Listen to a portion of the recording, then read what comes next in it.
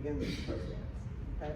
So part of that, and this is also a lot of some of the training I do with our organizations, because we fund organizations, and we fund some organizations that are here as well. But really helping organizations understand that you have to begin to understand the impact of what you're doing, and how you're gonna capture that impact, and how you're gonna describe that impact, because that's what the commissioners are looking at, and that's what people wanna see when they're giving you those grant dollars. So for example, some of the additional requirements now is that showing, like I said, showing proof that you met with the council person, that you even know who the council person is. Particularly where your program is delivering its main services. Okay, you want to get to know who that council person is.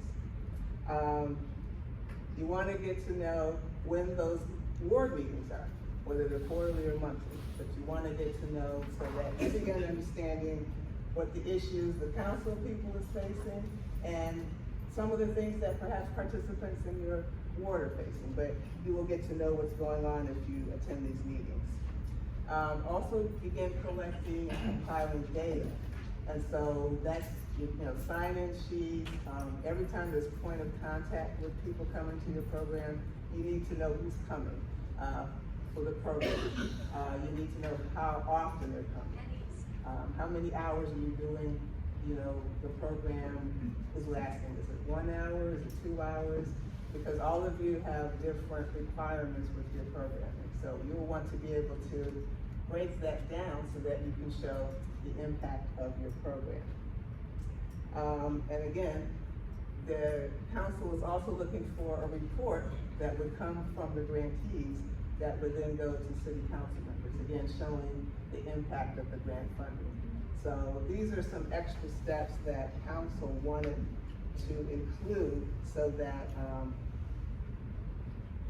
shows more accountability, and it shows that the money being spent is really working and making changes, because we all want to have better communities, and we'd like to see some changes, and a lot of the organizations are charged with that.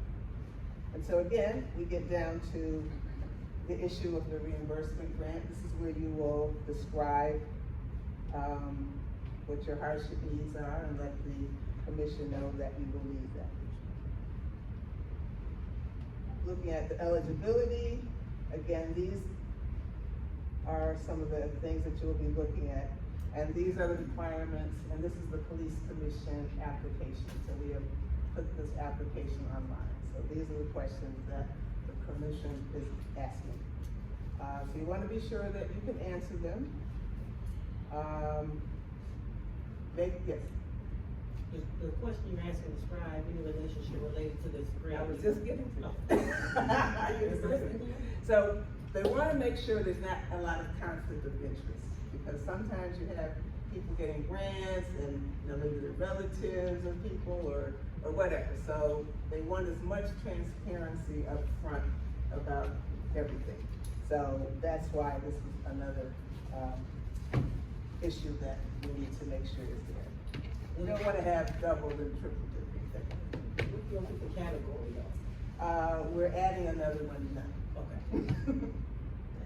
It's just not there yet. Okay, that's why the application will be open until 7. Okay. Okay.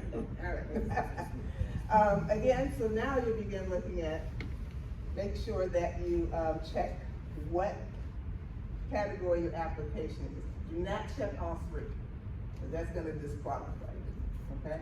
Nobody's going to take time trying to read how you're explaining that you fit into all 3 categories. Not going to happen. It goes over here. Okay? So make sure that you are only checking one category. So make sure your application fits that category. Don't try to blend. Don't say, oh, we do. No. You make sure it fits one of those categories. That's it. Yes. Will you give explanation, more detail, what goes in each category? Violence prevention. What are you doing in terms of programming to reduce violence prevention, and the overreaching goal of the commission to teach less police involvement? So your program, what is that? Okay, that's violence prevention. So Gun violence is a big issue in our community, correct? Yes, no? Correct. Yes. Okay, so if you're a program that deals in that, you want to be describing how you're addressing it. What is your programming doing to reduce that? Okay? So that's why I said make sure your category and your program fits. So for instance, restorative justice, reentry, if you're dealing with the population that has, been incarcerated or other services that are related to that, then you will want to apply for that area, okay? Mediation, if you're helping people do conflict resolution, so that they learn how to resolve things before they get the gun, then that's the type of programming you would want to apply for. So really take some time to, relook at your mission, relook at the activities that you have in your program, and make sure it fits with the category you're applying for. Again, don't try to blend the two or say, we do this, we do that. The commission isn't going to, look at that. They want clear descriptions of one of those three categories. Okay? So you have to also show that you're doing this work, because the grant amounts are anywhere from $30,000 to $50,000. So you can't have something that doesn't reflect that. Okay? So is that clear? Make sure your mission and your application fits whatever category you are planning to apply for. Okay? Very important.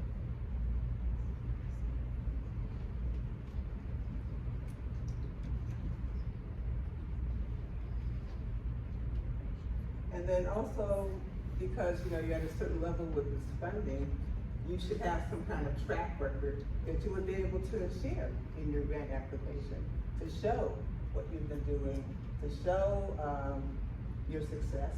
Even to show some things that maybe didn't work so well, but you were able to make some modifications and maybe things are better now. That's okay, because foundations like to see sometimes if there's a challenge, and then you've been able to work that out, because it shows you really looking at your program, because everything doesn't work the way you had intended sometimes.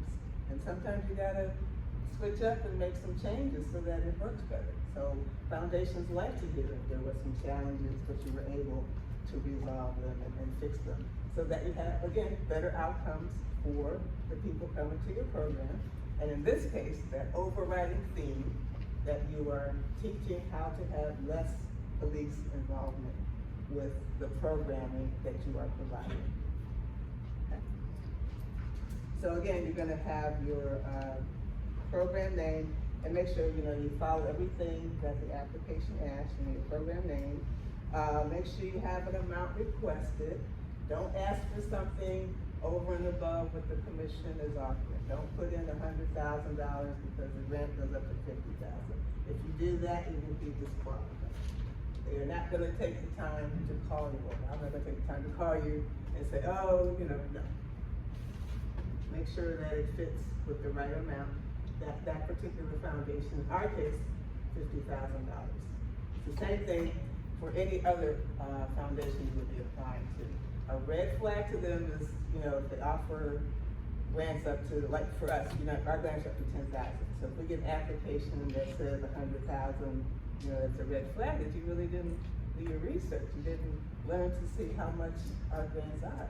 And so, probably gonna disqualify you if your programming is not that great anyway. So just make sure that it fits within what the foundation is offering.